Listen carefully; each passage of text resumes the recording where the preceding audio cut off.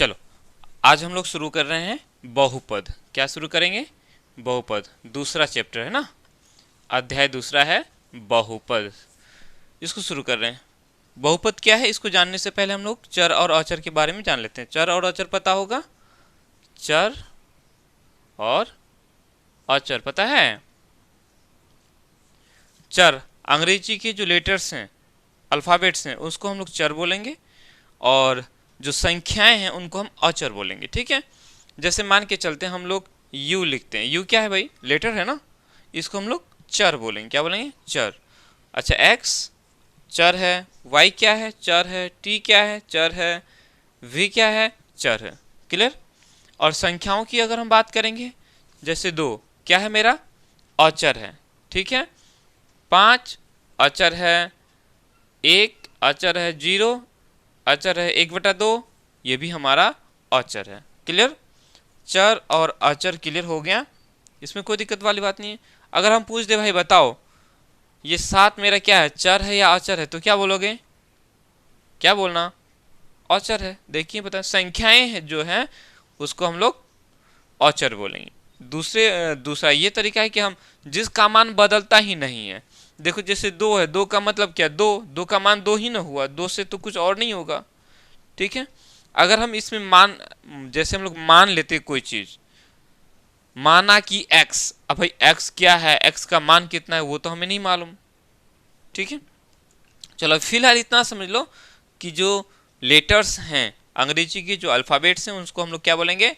चर बोलेंगे, और जो संख्याएं हैं, संख्याओं को हम लोग बोलेंगे अचर। ठीक है, चलो थोड़ा, अब ये सब वैसे छोटे क्लास में पढ़ चुके हैं, फिर भी ताकि आप लोग को अच्छी तरह से समझ में आए इसलिए मैं ये सारा बता देता हूँ। चर और अचर के बाद हम लोग आते हैं बीजीय व्यंजक। बीजीय व्यंजक। अब जब हम लोग बीजीय व्यंजक समझ जाएंगे, क्योंकि ये सारे टर्म्स आएंगे, ये सारे पद जो हैं आएंगे जिसको आगे समझने में काफ़ी दिक्कत हो सकती है, इसलिए अभी क्लियर करते चलते ताकि आगे अच्छे से हम लोग को समझ में आ जाए। राइट, चलो बीजीय व्यंजक क्या होता है? तो देखो, चर और अचर का जो है संयोजन ही, चर और अचर का संयोजन मतलब जुड़े हुए को, चर और अचर जब किसी चिन्ह, ऐसे लिख सकते हो, इसको ऐसे बोल सकते हो, चर और अचर राशियों का संयोजन। ठीक है, जैसे मान के चलते हम लोग यहाँ ले लेते हैं, चाहे वो देखो, चाहे तो वो जोड़ से जुड़ा हो या घटा के साथ जुड़ा हुआ हो, या फिर गुना के साथ या भाग के साथ। ठीक है, इन चारों में से किसी भी चिन्ह के द्वारा यदि चर और अचर जुड़े हुए हैं तब उसको हम लोग बीजीय व्यंजक बोलेंगे। क्या बोलेंगे? बीजीय व्यंजक। देखो जैसे हम लोग मान लेते हैं x जोड़ 1 ले लिया, x क्या है? चर है। 1 क्या है? अचर है। एक चर और एक अचर, दोनों किसके द्वारा जुड़ा हुआ है? जोड़ के द्वारा। क्लियर?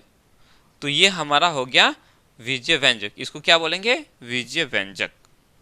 राइट, अच्छा, यदि हम लोग का इस तरह से है 1/y, 1/y, अब बोलो ये हमारा बीजीय व्यंजक हुआ कि नहीं?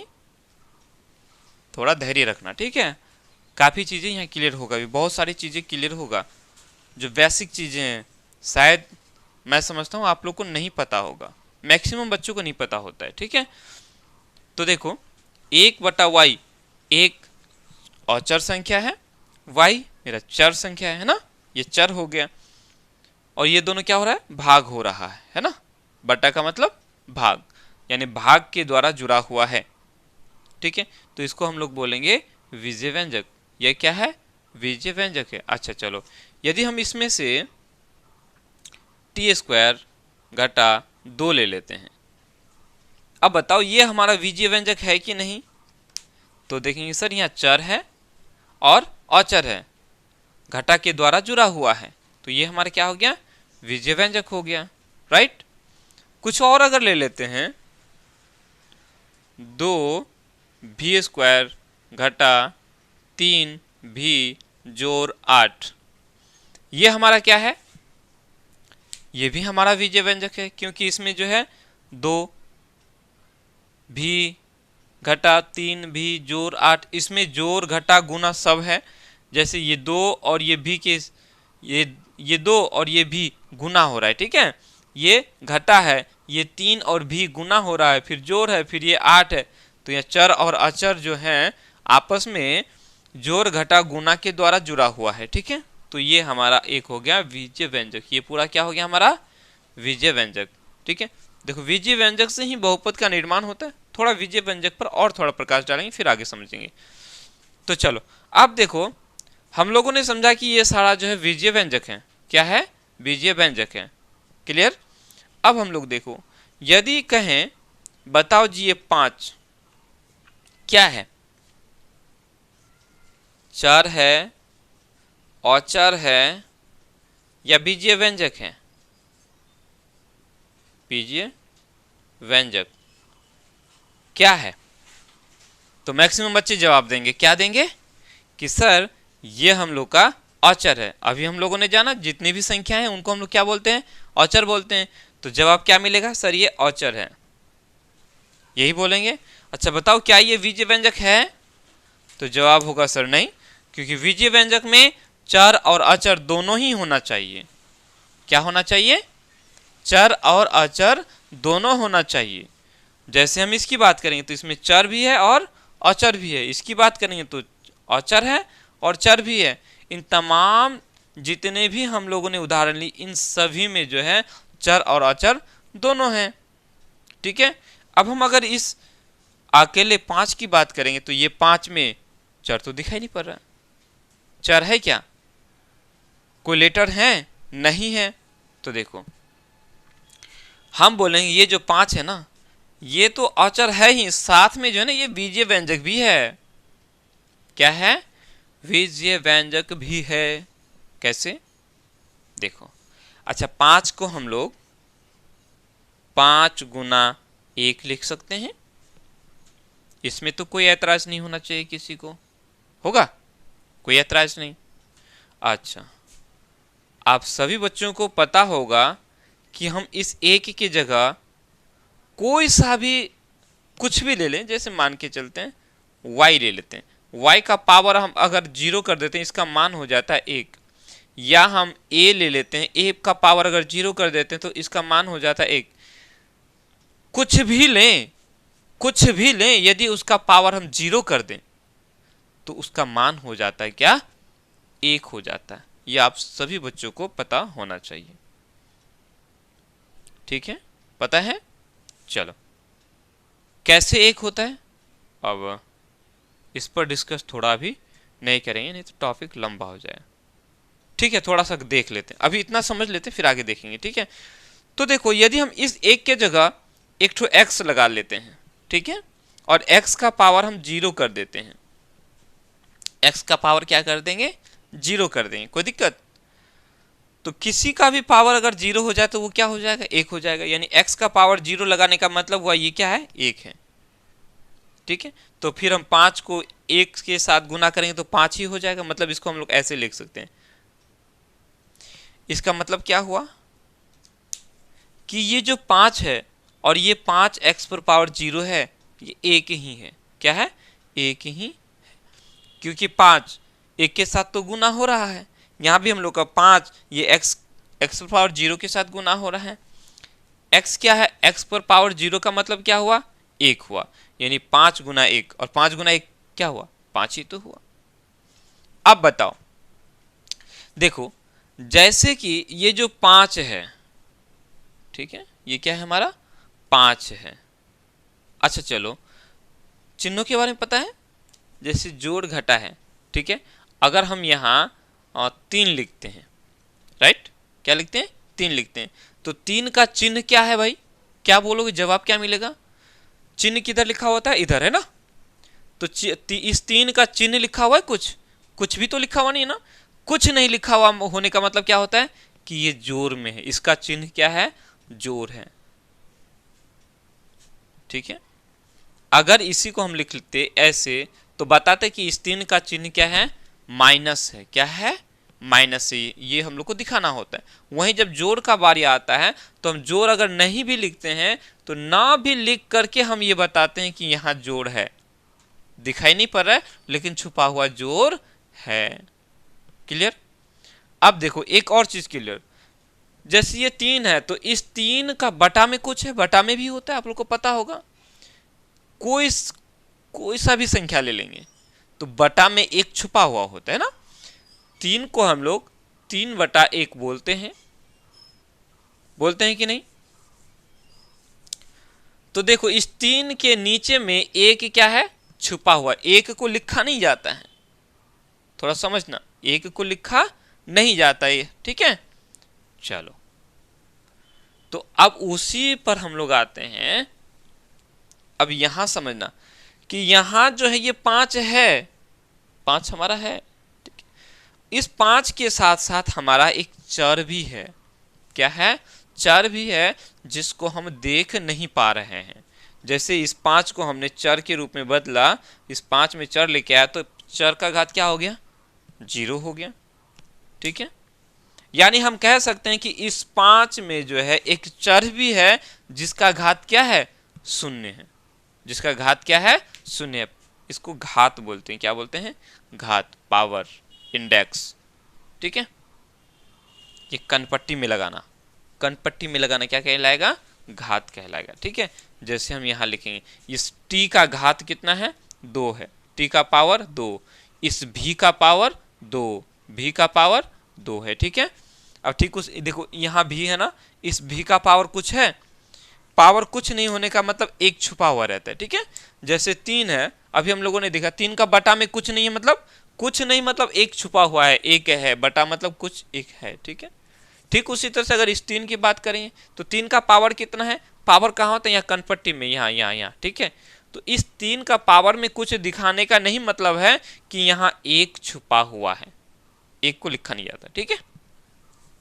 तो चलो अब हम लोग को कहने का मतलब है, तो देखो ये 5 है, इस 5 के साथ एक तो चर संख्या है, चर है जो छुपा हुआ है और इसका पावर क्या है? 0 है। पावर क्या है? 0 है। तो ये 5 है और इसमें एक तो फिर क्या है भाई? चर भी है ना। तो 5 है और ये चर गुना हो रहा है, तो ये क्या हो गया हमारा? बीजीय व्यंजक हो गया।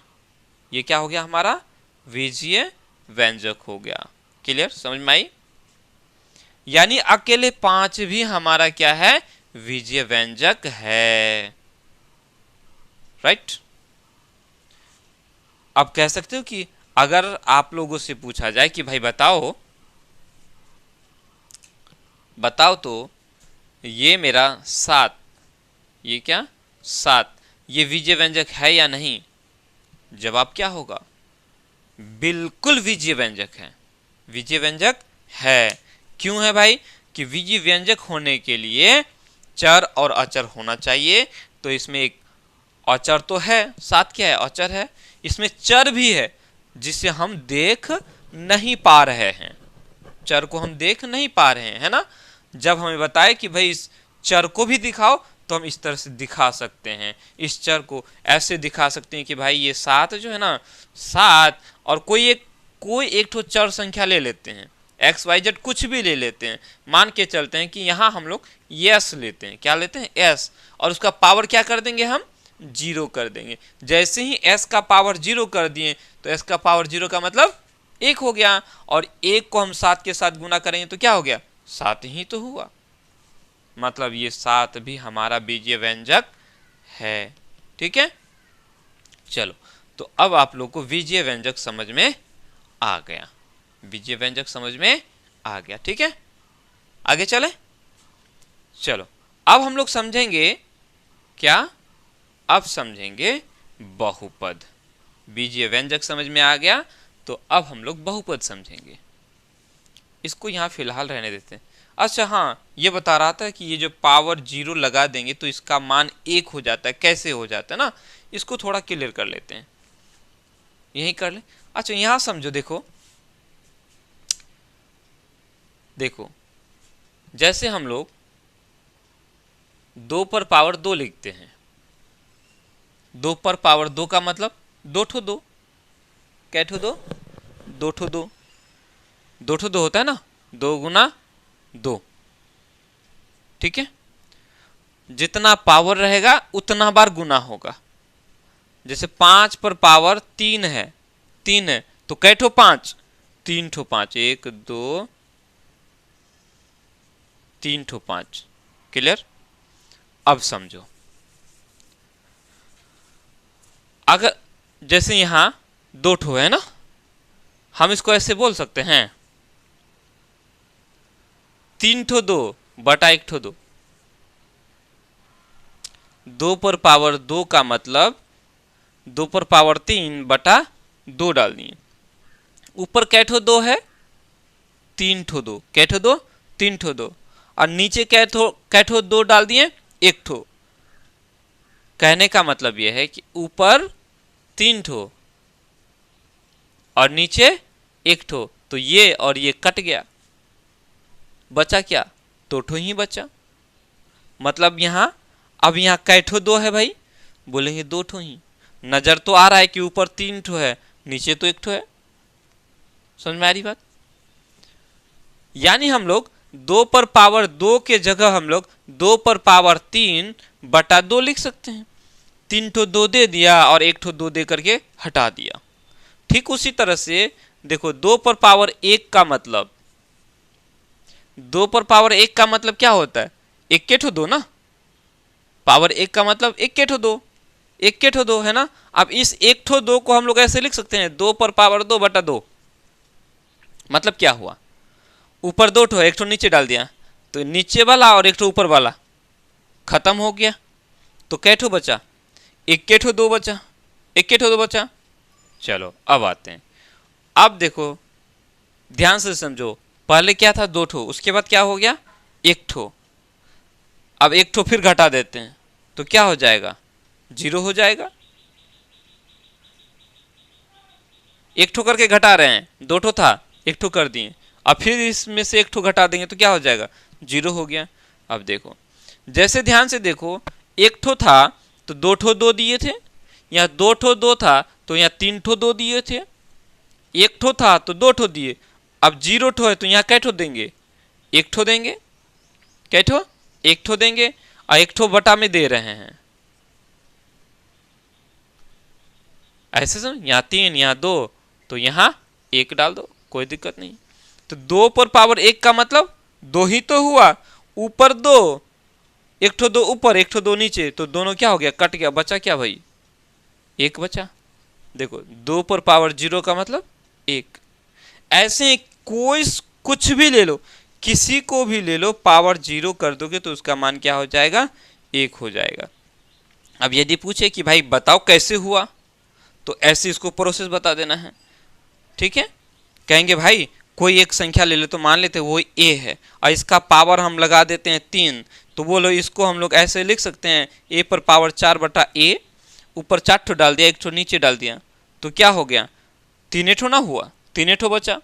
पुनः हम इसको ऐसे करते हैं, और यहाँ 2 ठो, 3 ठो था यहाँ 2 ठो कर देते हैं, इसको हम लोग ऐसे बोल सकते हैं, सॉरी 3 ठो बटा 1 ठो, 3 ठो है 1 ठो नीचे डाल दिया, 3 ठो में से 1 ठो खत्म हो गया, तो बचा क्या ठो, 2 ये ठो ना बचा, यानी 2 बराबर। ठीक उसी तरह से ऐसे आगे चलते जाएंगे तो एक स्थिति आएगा, ए 0 बराबर क्या हो जाएगा, ए ऊपर और 1 ठो ए नीचे, इसको कट के 1 हो जाएगा। ठीक है, कुछ समझ में आया, आया होगा मेरे ख्याल से। तो अब हम लोग समझेंगे कि किसी का भी पावर जब 0 हो जाए तो उसका मान क्या हो जाता है, 1 हो जाता है, राइट। अब हम लोग आते हैं बहुपद। भाई बहुपद क्या है, देखो बहुपद है क्या, तो बीजीय व्यंजक को ही हम लोग बहुपद कहेंगे, बीजीय व्यंजक को ही क्या कहेंगे, बहुपद कहेंगे। मिटा देते हैं इसको।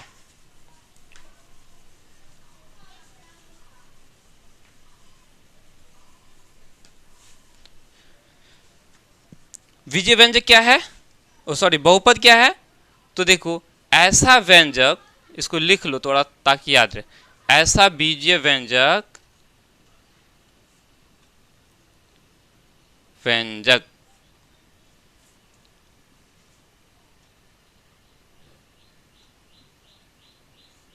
जिसमें चर का घात पूर्ण संख्या हो है। विजय व्यंजक ही बहुपद है। शर्त यह है कि जो चर होगा, विजय व्यंजक है उसमें चर और अचर दोनों होगा, ठीक है। जो चर होगा, चर का घात, चर का घात क्या होना चाहिए? पूर्ण संख्या। क्या होना चाहिए? पूर्ण संख्या। पूर्ण संख्या तो समझते हैं, 0 से शुरू, 0 1 2 3 4 5 6 7 8 9 10, इस तरह से ये सारा क्या है? पूर्ण संख्या है। 0 1 2 3 4 5 6 7, इस तरह से हम चलते चलेंगे तो ये सारा हमारा क्या है? पूर्ण संख्या है, ठीक है। यानी कि चर का जो पावर है, जो का घात है, क्या होना चाहिए? यही होना चाहिए। अगर ऐसा है तो वो हमारा जो विजय व्यंजक है वो क्या कहलाएगा? बहुपद कहलाएगा। और वहीं जब चर का घात कब यदि माइनस में हो जाए या बटा में हो जाए, जैसे मान लेते कोई एक चर है x, इसका पावर अगर 1/2 है, ठीक है, तो हम इसको बहुपद नहीं बोलेंगे, ठीक है। मान के चलते हैं एक चर है y, इसका घात है 5, इसका घात कितना? 5, तो 5 क्या है? पूर्ण संख्या है, तो हम इसको क्या बोलेंगे? बहुपद बोलेंगे। क्लियर? देखो ये ऑब्जेक्टिव में आएगा। किस तरह से पूछेगा देखो, अभी बता रहा हूं मैं। चलो, तो कुछ हम लोग विजय व्यंजक ले रहे हैं जो बहुपद होना चाहिए। क्या होना चाहिए? बहुपद होना चाहिए, राइट। देखो जैसे हम लोग ले लेते हैं ऊपर वाले उदाहरण में, जो पहले जो उदाहरण लिया था उसमें देखो, एक तो x जोड़ 1 ले लेते हैं। ये क्या है? विजय व्यंजक है जिसमें चर और अचर है, विजय व्यंजक हो गया। अब इसमें देखो चर कौन है? x हमारा क्या है? चर है। x क्या है? चर है। तो इस चर का घात कितना है भाई? देखो घात में कुछ लिखा हुआ है, घात यहाँ कनपट्टी में इधर इधर, ये हमारा x है, ठीक है। तो इसका जो कनपट्टी है, ये कनपट्टी ना हुआ यहाँ, ठीक है। अच्छा इधर से इधर है ना, तो यहाँ, ओ कनपट्टी तो इधर होता है जी, इधर ऊपर में सिर के बगल में। तो यहाँ जो है इसको हम लोग, ये पावर 1 छुपा हुआ रहता है, पावर 1 हम लिखे या ना लिखें, अगर नहीं लिखें तो भी समझ जाना है कि यहाँ 1 है, ठीक है।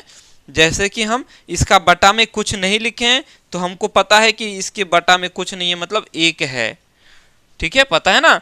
अब हम देखो इस x के इधर में हम कोई चिन्ह नहीं लगाए हैं, लेकिन हमको याद रखना है कि यहाँ कुछ नहीं है, मतलब जोड़ है, ठीक है। तो इसी तरह से हमें ये पता होना चाहिए कि यहाँ कुछ नहीं, मतलब पावर 1 है। तो पावर 1 है तो वो 1 क्या है भाई? पूर्ण संख्या है, पूर्ण संख्या ना, तो हम इसको बोलेंगे ये हमारा बहुपद है। क्या है?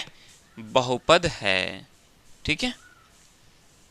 कुछ बीजीय व्यंजक को दे देंगे और उनमें से बोलेंगे बताओ जी इनमें से कौन सा बहुपद है, कौन सा बीजीय व्यंजक बहुपद है, या कौन सा बीजीय व्यंजक बहुपद नहीं है। इस तरह से क्वेश्चन पूछ सकते हैं ऑब्जेक्टिव में। चलो अब देख करके बताना है कि ये बहुपद है या नहीं। मैं एक उदाहरण दे रहा हूं, 1/y ले लेते हैं, 1/y ले लेते हैं। अब बताओ ये हमारा बहुपद है कि नहीं? जवाब बोलेंगे है, देख के तो लग रहा है कि बहुपद है। सर चर है, चर का घात कितना है? 1 है, चर का घात 1 है ना, तो ये क्या हो गया? हमारा बहुपद हो गया। जैसे ही बोलेंगे कि ये बहुपद है, क्या हो जाएगा? गलत जवाब हो जाएगा। अब गलत जवाब कैसे हुआ भाई? ध्यान दो, यहां हम लोग को लग रहा है कि ये जो y है हमारा चर है और इस चर का घात कुछ नहीं, मतलब 1 है, पूर्ण संख्या है 1। नहीं, ये बटा में है ना, ये किस में है? बटा में है। इसको हम जब ऊपर लेके जाएंगे, किधर? ऊपर, ठीक है, तो इसका घात माइनस में है। आ जाओ देखो, अभी हम लोगों ने समझा कोई भी संख्या इसका पावर जब 0 हो जाता है तो इसको हम लोग a1/a बोल करके इसको 1 बोल देते हैं, बोलते हैं। कोई दिक्कत? किसी भी संख्या का पावर 0 हो जाता है उसका मान क्या हो जाएगा? 1 हो जाएगा। अब ध्यान दो, ये क्लियर होगा। जैसे कि हम लोग यहाँ था a पर पावर 3, a पर पावर 2, a पर पावर 1, फिर उसके बाद घट गया, एक एक घट रहा है ना। तो देखो जैसे ही हम जैसे 3 में से हम 2 को घटाए तो क्या बचा? 1 बचा। 3 में से 2 को घटाए तो 1 बचा। अब 2 में, समझ रहे हो ना? ऐसे 3 में से हम 1 को घटाए 2 बचा, 2 हो गया। इस 2 में से हम 1 को घटाए 1 बच गया, या 1 बच गया। अब इस 1 में से हम 1 को घटाए तो क्या बच गया? 0 बच गया, 0 लिख लिया। अब इस 0 से हम 1 को घटाएंगे तो क्या बचेगा भाई? -1 बचेगा, -1 बचेगा। तो हम यहाँ क्या बोलेंगे? a पर पावर -1 बोल सकते हैं ना। यहाँ ध्यान दो, जैसे कि हम लोग a पर पावर 2/a लिखा था, है ना। ठीक उसी तरह से यहाँ देखो a पर पावर 1 तो a पर पावर 1/a। ठीक उसी तरह से इसको हम कैसे लिखेंगे? a पर पावर 0 और बटा a लिख सकते हैं। अब याद करो, a पर पावर 0 का मतलब 1 और ये a। अब देखो इसको ध्यान से देखो, a पर पावर -1 बराबर 1/a।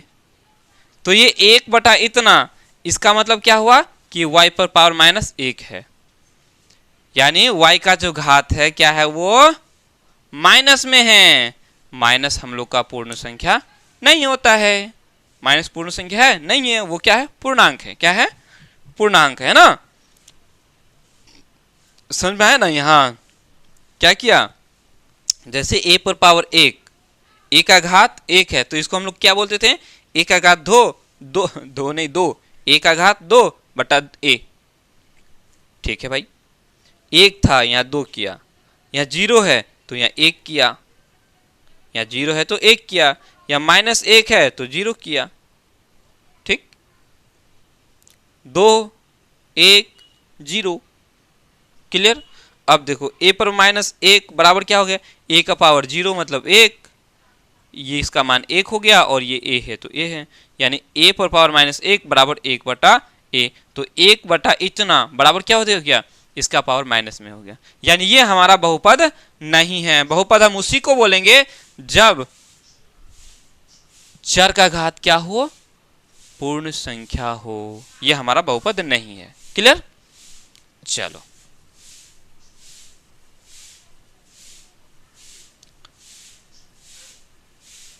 अब हम थोड़ा आगे लेते हैं।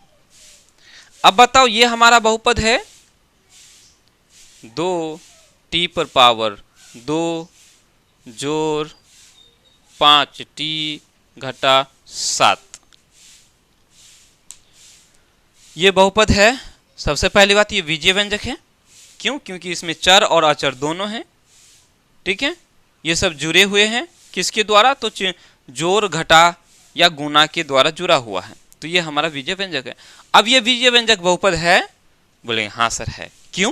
क्योंकि बोलेंगे इसमें जो t है, t हमारा चर है, चर का घात कितना है? 2 है भाई, पूर्ण संख्या है, अच्छी बात है। ये t है, t का घात कुछ है? t का घात कुछ नहीं मतलब 1 है।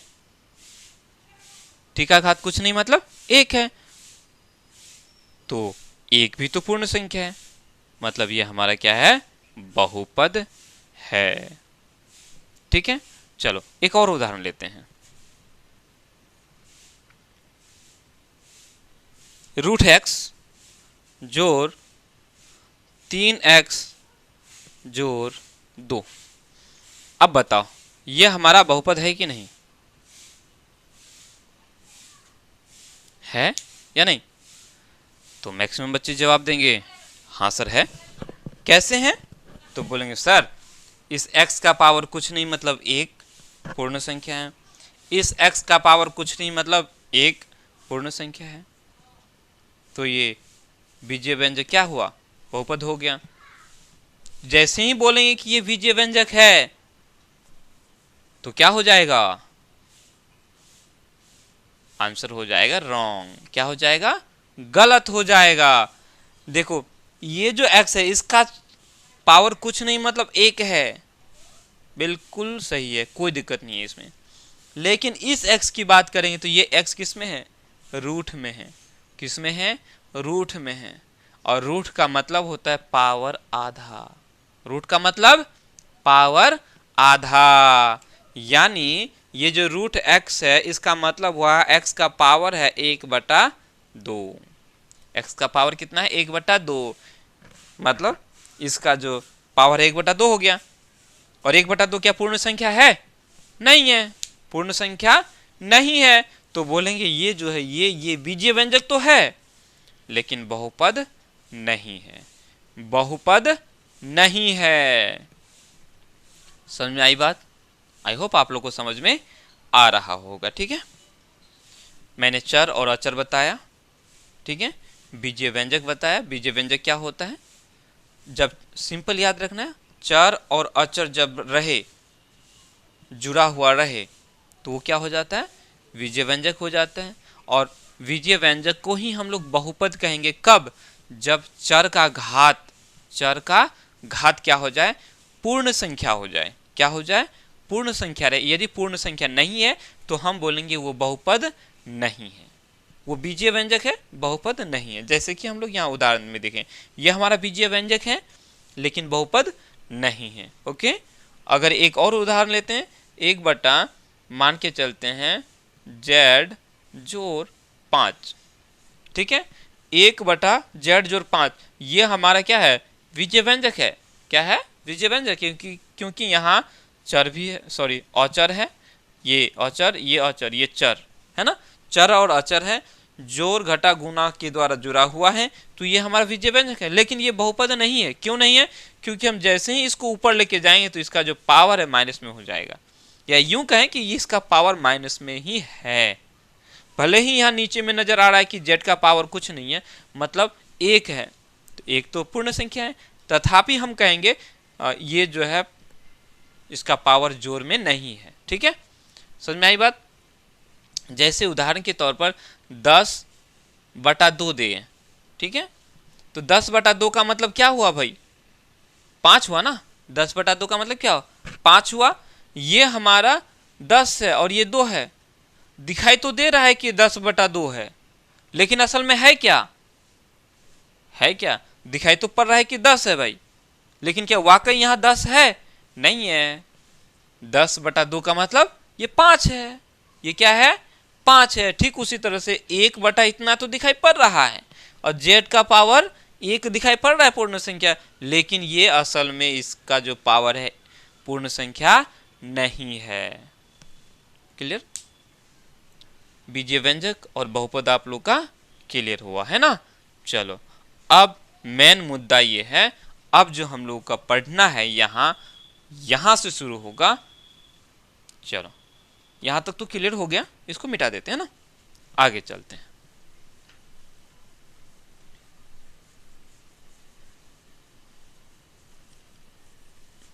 यानी एग्जाम में हम लोग को ऑब्जेक्टिव में जैसे चार उदाहरण दे देंगे, ठीक है, 4 ऑप्शन दे देंगे, उनमें से अगर चूज करने के लिए बोले कि बताओ भाई कौन सा बीजीय व्यंजक है, कौन सा बीजीय व्यंजक बहुपद है, ठीक है, जैसे 4 ऑप्शन दे दिया, एक ठो देगा x जोड़ 5, एक ठो दे दिया, दूसरा दे देगा x² जोड़ 2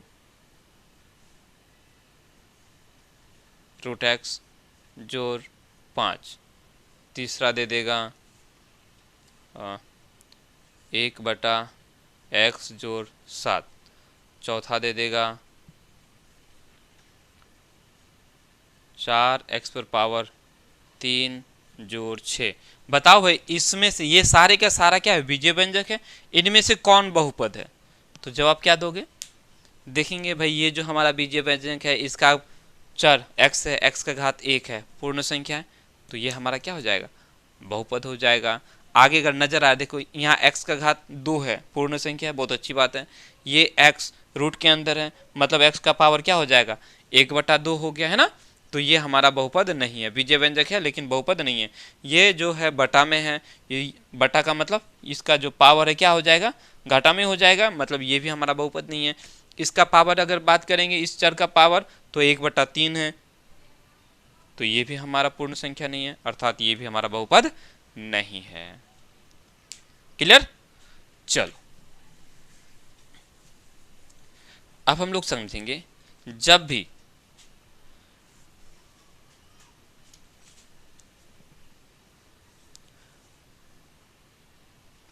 देखो बहुपद का अब हम लोग घात देखते हैं, ठीक है, यहां समझ लेते हैं बहुपद का घात। ठीक है, कोई बहुपद दिया हुआ है, जैसे उदाहरण के तौर पर 2x² जोड़ 5x जोड़ 3, ये हमारा बहुपद है।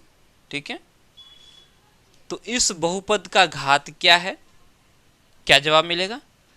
जो चर है ना, चर को देखो, चर को देखो, चर को देख करके देखो कि सबसे ज्यादा घात कितना है।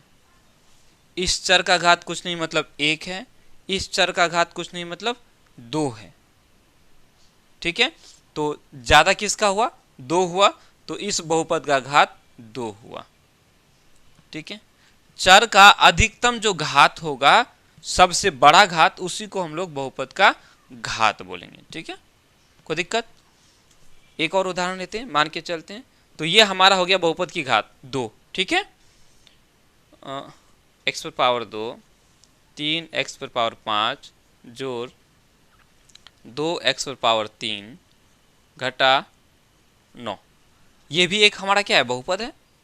ठीक है, आप बोलेंगे इस बहुपद की घात कितना है, तो क्या बोलेंगे, जवाब क्या मिलेगा?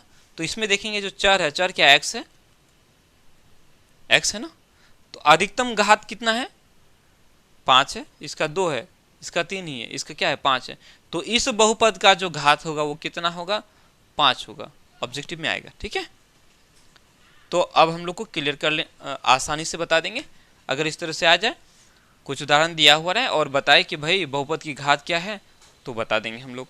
ठीक है, चलो आगे बढ़ते हैं। बहुपद का घात हो गया, समझ में आ गया। अब देखो, इस प्रत्येक को जो है ना पद बोलेंगे। क्या बोलेंगे? बहुपद का पद, यानी इस बहुपद में 1 2 3 4 ठो पद है। कै ठो पद है? 4 ठो पद। बहुपद का पद याद रहेगा, ये सब क्या कहलाएगा, पद कहलाएगा। इस ऊपर वाले बहुपद में कितने पद हैं, तो 1 2 3 पद हैं। कितने पद हैं? 3 पद, और इसमें 4 पद। क्लियर? आ रहा है समझ में? तो बहुपद का पद समझ में आ गया, बहुपद का घात भी समझ में आ गया।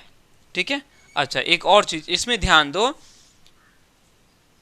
ये सब जो है ना, ये औचर है और ये चर है, ये औचर है और ये चर है, और इसको हम लोग औचर पद बोलेंगे। क्या बोलेंगे? औचर पद, क्योंकि यहाँ चर नजर नहीं आ रहा है, वो छुपा हुआ है। इसमें चर का घात क्या है? 0 है ना, चर का घात क्या है? 0 है, मतलब यहाँ x तो नजर नहीं आ रहा है, हम यहाँ 3x⁻0 बोल सकते हैं। ध्यान रहे, ठीक है। तो यहाँ हमारा चर दिखाई नहीं पड़ रहा है ना, तो इसको हम लोग बोलेंगे औचर पद। क्या बोलेंगे? औचर पद। अब यहाँ ध्यान दो, ये जो x² है ना, ये 2 और ये x² गुना हो रहा है। क्या हो रहा है? गुना हो रहा है। क्या हो रहा है? गुना। तो यहाँ बोलेंगे x² का जो गुणांक है वो 2 है। क्या है? 2 है। ठीक है, अब यहाँ ध्यान दो, ये 5 और ये x, 5x लिखा हुआ है ना, क्या लिखा हुआ है? 5x लिखा हुआ है। 5x लिखा हुआ होने का मतलब है 5 और x गुना हो रहा है। क्या हो रहा है? 5 और x गुना हो रहा है। ठीक है, तो हम यहाँ बोलेंगे इस x का गुणांक। क्या? गुणांक। याद रखोगे एक शब्द, गुणांक। क्या याद रखना है? गुणांक। तो यहाँ जो ये जो x² है, x का घात 2 है। ठीक है, तो इसका गुणांक क्या है? 2 है, और इसका x का गुणांक कितना है? 5 है। समझ में आ रहा है? अब यहाँ देखो इस एक्स स्क्वायर का गुणांक कितना है, देखो ये एक्स स्क्वायर किसी से गुना हो रहा है, नहीं हो रहा है, नहीं हो रहा है मतलब एक के साथ गुना हो रहा है। एक्स स्क्वायर है, किसी के साथ गुना हो रहा है, नहीं हो रहा है, किसी के साथ नहीं मतलब क्या, एक के साथ तो गुना होगा ही ना। एक्स स्क्वायर को हम एक के साथ गुना करेंगे तो वही एक्स स्क्वायर ही हो जाएगा। मतलब ये जो एक्स स्क्वायर है किसके साथ गुना हो रहा है, किसी के साथ नहीं, मतलब एक के साथ गुना हो रहा है। ये सब ध्यान में रखना है, ठीक है। जैसे कितने सारी चीज़ें सीखे, बहुत सारी चीज़ें कंसेप्ट क्लियर कराया मैंने, ठीक है, इस बात को ध्यान में रखना। देखो हम लोगों ने पढ़ा कि भाई जैसे एक्स स्क्वायर है, ठीक है, अगर सिर्फ अकेले एक्स छोड़ दिया, भाई इसका पावर कितना है, घात कितना है, तो घात कुछ नहीं है, कुछ नहीं मतलब एक है, कुछ नहीं मतलब एक है। अच्छा बताओ जी इसका चिन्ह क्या है, जोड़ है कि घटा है, कोई सा चिन्ह नहीं है, कोई सा चिन्ह नहीं मतलब जोड़ है। अच्छा ये किसके, इसके एक्स का बटा में कितना है भाई, कुछ लिखा हुआ नहीं है बटा में, बटा में कुछ लिखा हुआ नहीं है मतलब बटा में एक है छुपा हुआ। उसी तरह से ये एक्स किसके साथ गुना हो रहा है, भाई किसी के साथ गुना नहीं हो रहा है, किसी के साथ नहीं मतलब एक के साथ गुना हो रहा है, ठीक है, इस बात को ध्यान में, बहुत सारा चीज। चलो यानी ये जो एक्स स्क्वायर है, इस एक्स स्क्वायर का गुणांक क्या हो गया, एक हो जाएगा, क्या हो जाएगा, एक हो जाएगा। ये एक्स पर पावर 5 है, तो एक्स पर पावर 5 का गुणांक कितना है, किसके साथ गुना हो रहा है भाई, 3 के साथ। क्लियर? अब थोड़ा हम लोग आगे चलेंगे, राइट, यहां तक आप लोग को क्लियर हुआ होगा मेरे ख्याल से। बिल्कुल बेसिक चीजें, इसको ध्यान से पढ़ना है। चलो हम लोगों ने बहुपद का घात पढ़ लिया, बहुपद का गुणांक पढ़ लिया, बहुपद का पद भी हम लोगों ने देख लिया। बहुपद की घात किसको कहेंगे, तो चर का जो अधिकतम घात होगा, जो सबसे ज्यादा घात होगा, चर का घात, वही उस बहुपद का घात कहलाएगा। अब समझो यहां, अब हम लोग को मेन इस पर आते हैं, जब किसी चर का घात एक हो, सिंपल, घात एक वाले बहुपद, ठीक है, जिस बहुपद का घात एक हो, जिस बहुपद का घात एक हो उसको हम लोग बोलेंगे एक घाती बहुपद, या एक घात भी बोल सकते हैं, एक घाती भी बोल सकते हैं, एक घात बहुपद, ठीक है। और इसको हम लोग रैखिक बहुपद भी बोलेंगे, क्या बोलेंगे, रैखिक बहुपद, ठीक है, क्या बोलेंगे, रैखिक बहुपद, ठीक है। इसको आगे देखेंगे रैखिक क्यों कहते हैं, और नेक्स्ट वीडियो में शायद हो सकता है, ठीक है, इसका ग्राफ बनाएंगे हम लोग, ठीक है। जिस बहुपद का घात एक हो उसको हम लोग क्या कहेंगे, रैखिक बहुपद, ठीक है। जैसे मान के चलते, अभी बहुत सारा उदाहरण लिया, x जोड़ 1 लिया, बहुपद है, तो ये जो x है, इस x का घात कितना है, कुछ नहीं मतलब 1 है, तो इसको हम लोग क्या बोलेंगे, रैखिक बहुपद बोलेंगे, ठीक है। अच्छा √2 t जोड़ 5, एक तो ये भी ले लिया, ये बहुपद है, तो यहां देख के बोलेंगे सर ये रूट में है, ये बहुपद नहीं है, देखिए बोल दोगे, क्योंकि रूट वाले लिए हैं, इसीलिए ताकि क्लियर हो जाए, इसीलिए लिया यहाँ।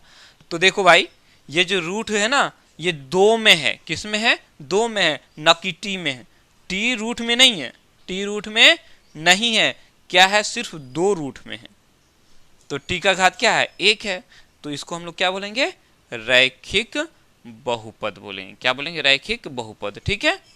अच्छा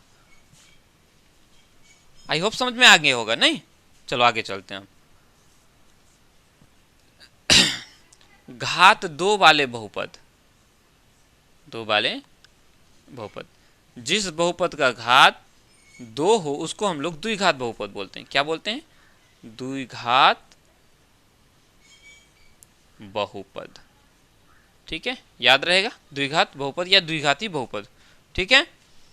जैसे हम लोग यहां लेते हैं एक्स स्क्वायर जोड़ 1, यह हमारा बहुपद है, तो इस बहुपद में जो चर है, चर का घात क्या है, 2 है, यानी इस बहुपद का घात 2 है, तो इसको क्या बोलेंगे हम लोग, द्विघात बहुपद, क्या बोलेंगे, द्विघात बहुपद, क्लियर। चलो कुछ और उदाहरण लेते हैं, 2y² जोड़ 3y घटा 9 ले लेते हैं। ये भी हमारा क्या है, एक बहुपद है।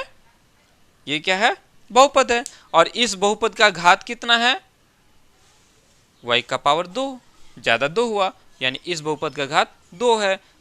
तो घात 2 वाले बहुपद को हम लोग क्या बोलते हैं, द्विघात बहुपद, यानी ये हमारा द्विघात बहुपद है। अच्छा, अगर हम ऐसे ले लेते हैं, ये s लिया, ठीक है, s पर पावर 2 ले लिया, और कुछ नहीं लेना है। s लिया, s पर पावर 2 ले लिया। अब बोलो ये कैसा बहुपद, बहुपद है कि नहीं है? प्रथम बहुपद है। क्यों? क्योंकि इसमें चर और अचर दोनों हैं। अचर नजर आ रहा है, बस सर 2, ये 2, गलत जवाब, ये पावर है, ठीक है। ये क्या है, पावर है। पावर 2 का मतलब 2 ठो s है यहाँ, कै ठो s, 2 ठो s गुना हो रहा है यहाँ, ठीक है। कुछ देखो, ये s स्क्वायर कुछ किसी के साथ गुना नहीं हो रहा है, मतलब एक के साथ तो हो ही रहा है ना। तो एक भी है, एक क्या है हमारा, औचर है, ठीक है। तो औचर और ये चर दोनों गुना हो रहा है, ये हमारा विजय व्यंजक हो गया। और विजय व्यंजक ऐसा विजय व्यंजक जिसका पावर पूर्णांक पूर्ण संख्या हो। ये 2 हमारा पूर्ण संख्या है पावर, तो ये हमारा क्या हो गया, बहुपद हो गया। अब चूंकि इस बहुपद का घात कितना है, 2 है ना, तो इसको हम लोग द्विघात बहुपद बोलेंगे, चाहे अकेले ही क्यों ना हो जाए, ठीक है। कोई दिक्कत? आई होप समझ में आ रहा होगा आप लोगों को। उसी तरह से हम लोग देखेंगे जब जिस बहुपद का घात 3 हो जाए तो क्या कहेंगे उसको, त्रिघात बहुपद, घात 3 वाले बहुपद, इसको हम क्या बोलेंगे, त्रिघात बहुपद, त्रिघात बहुपद, ठीक है। क्या बोलेंगे, त्रिघात बहुपद। जैसे चलो x का पावर 3 ले लिया, बोलो ये क्या है, x पर पावर 3, ये मेरा बहुपद है, इसका घात कितना है, 3 है, तो ये हमारा क्या है, त्रिघात बहुपद हो गया। कुछ और उदाहरण लेते हैं, 2t² जोड़ 5t पर पावर 3 जोड़ 2t घटा 1, ये हमारा क्या है, एक बहुपद है। तो इस बहुपद का घात कितना है भाई, तो बहुपद का घात किसको बोलते हैं, जो सबसे ज्यादा घात हो, चर का घात सबसे ज्यादा अधिकतम। तो यहाँ 2 ठो है, यहाँ कै ठो है, 3 ठो है, यहाँ इस t का कितना है, 1 है, तो ज्यादा क्या हुआ, 3 हुआ, यानी इसको हम लोग त्रिघात बहुपद कहेंगे। क्लियर? चलो कुछ और ले लेते हैं, ये भी है, ठीक है, v पर पावर 3 घटा 1 ले लेते हैं। ये हमारा क्या है, ये भी हमारा बहुपद है। कैसा बहुपद, त्रिघात बहुपद, त्रिघाती बहुपद। क्लियर? आशा करते हैं आप लोग को समझ में आया होगा, ठीक है। अब हम लोग नेक्स्ट वीडियो में समझेंगे कुछ इससे आगे वाला, ठीक है। तो चलो आज के लिए इतना ही।